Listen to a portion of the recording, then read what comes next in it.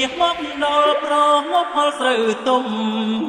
មិនឃើញអូនបាត់ស្និទ្ធសូនប្រត់មុំត្រូវក្នុងស្រែប្រឹងយំស្រែកហៅមុំឲ្យវិលវិញអូនចិត្ត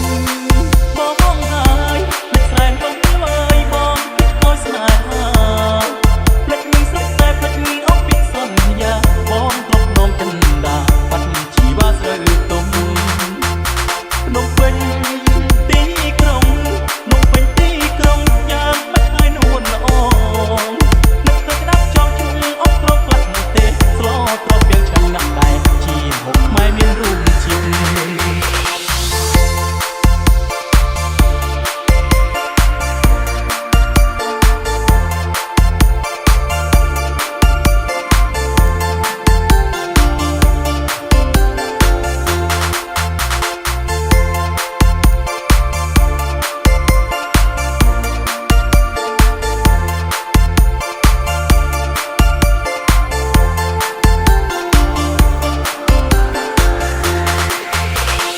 Hãy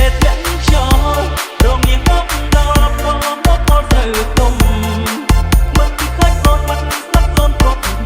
kênh Ghiền Mì Gõ để không bỏ lỡ